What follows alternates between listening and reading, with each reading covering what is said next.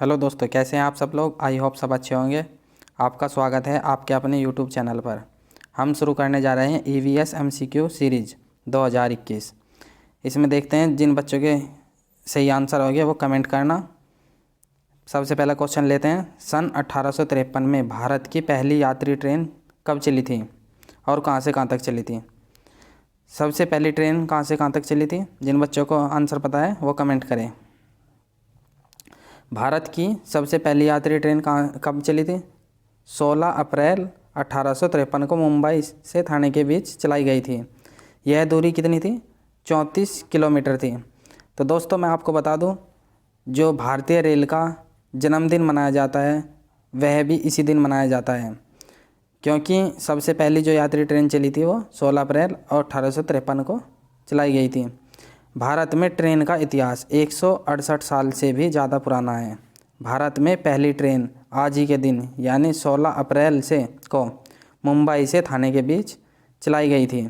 यह ट्रेन केवल 34 किलोमीटर चली थी, जिसमें 400 लोगों को लेकर ब्रॉड गेज ट्रैक पर दौड़ी थी।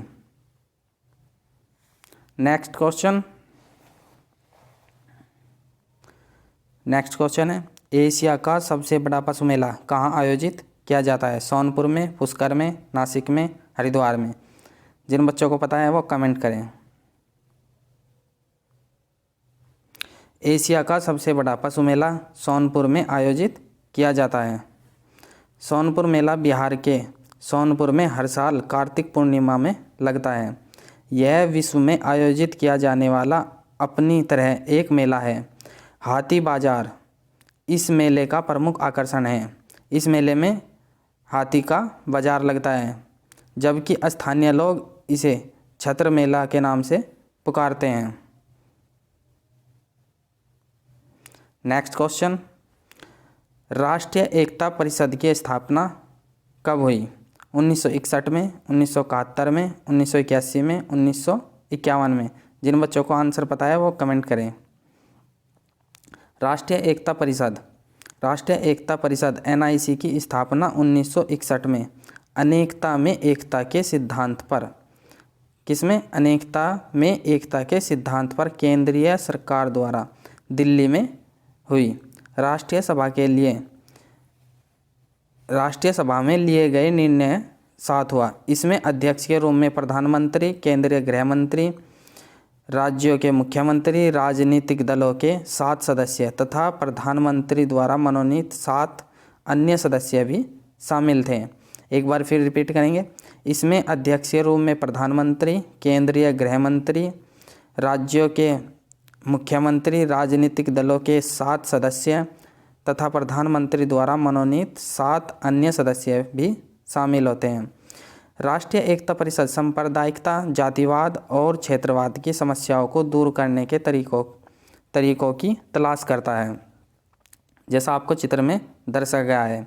इसमें चारों धर्मों के लोगों को दिखाया गया है, जो राष्ट्रीय एकता का प्रतीक दिखाता है।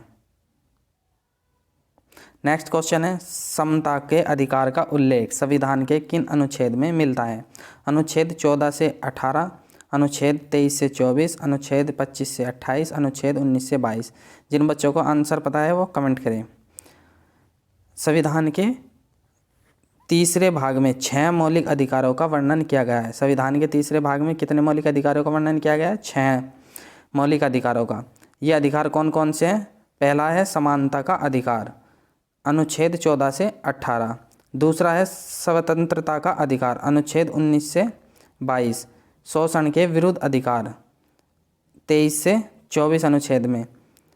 धार्मिक स्वतंत्रता का अधिकार कब से कब है? अनुच्छेद 25 से 28 के बीच में। सांस्कृतिक व शिक्षा का अधिकार कब है? अनुच्छेद 29 से 30। और संवैधानिक उपचार का अधिकार कब है? 32। और हमारे से क्या पूछा है? समता के अधिकार का उल्लेख संविधान के किन अनुच्छेद में मिलता है? अनुच्छेद 14 से 18।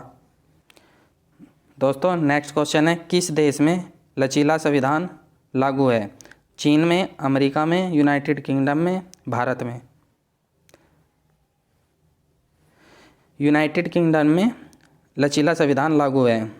यूनाइटेड किंगडम में का संविधान प्रकृति में लचीला है और उसे आसानी से संशोधित किया जा सकता है। वहाँ सामान्य कानून और संवैधानिक कानून में अंतर नहीं किया जाता, अर्थात संशोधन उसी सामान्य संसदीय प्रक्रिया से हो जाते हैं जिससे सामान्य कानून बनाए जाते हैं। भारत का संविधान कैसा है? कठोर तथा लचीला है। लेकिन आपको क्या ध्यान रखना है कि किस देश का संविधान लचीला है? तो किस देश का संविधान लचीला है?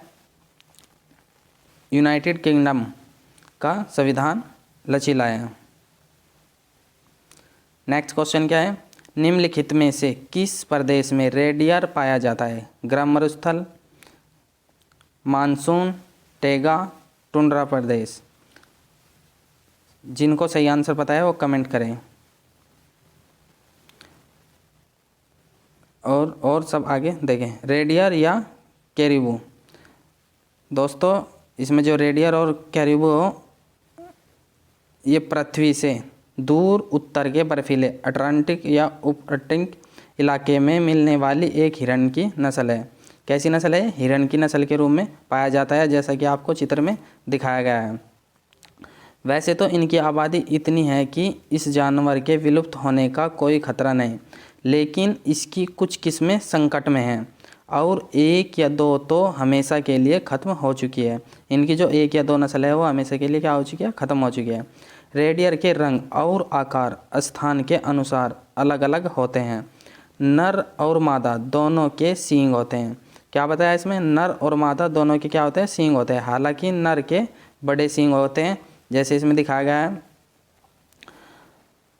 कुछ किस्में ऐसी भी होती हैं जिनमें मादाओं के सींग ही नहीं होते हैं। रेडियर टुंड्रा प्रदेश में पाया जाता है।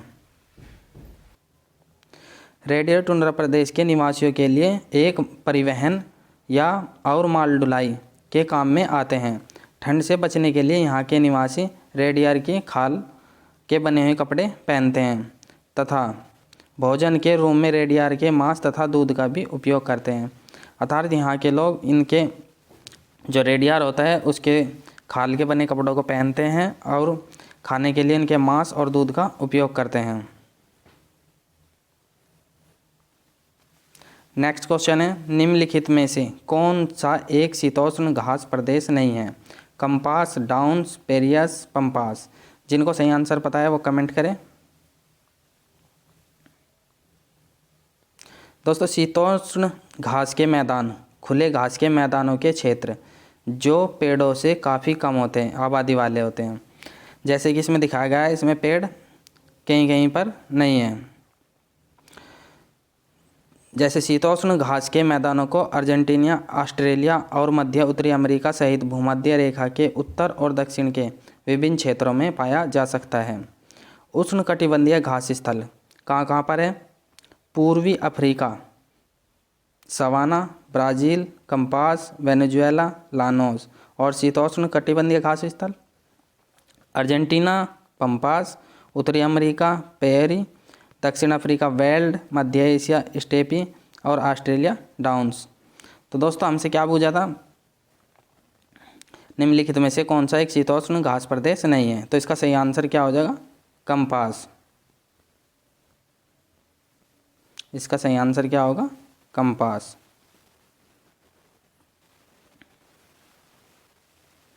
नेक्स्ट क्वेश्चन क्या है? जनसंख्या के आकार के अनुसार सबसे बड़ा महाद्वीप कौन सा है? उत्तरी अमेरिका, एशिया, अफ्रीका, यूरोप। तो जिनको सही आंसर पता है वो कमेंट करें। देखो दोस्तों, जनसंख्या के आकार के अनुसार बड़ा महाद्वीप, जो सबसे बड़ा महाद्वीप क्या है वो क्या है? एशिया महाद्वीप। जनसंख्या के आकार के अनुसार सबसे बड़ा महाद्वीप एशिया महाद्वीप है। यह पृथ्वी के कुल क्षेत्रफल का 1/3 भाग में फैला हुआ है। यह महाद्वीप पूर्वी गोलार्ध में स्थित है।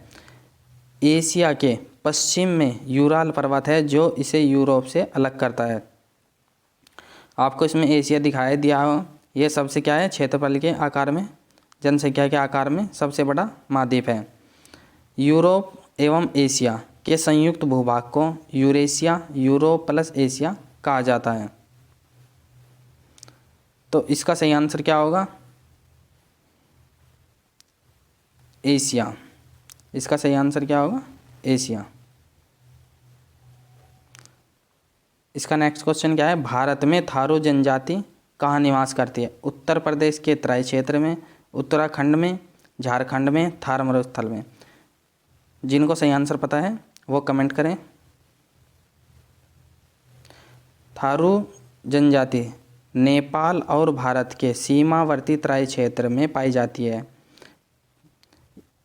नेपाल की सकल जनसंख्या का लगभग 6.6% लोग थारू है। भारत में बिहार के चंपारण जिले में और उत्तराखंड के नैनीताल और उधमसिंह नगर में थारू जनजाति के लोग पाए जाते हैं। थारुओं का मुख्य निवास स्थान क्या है? जलोढ़।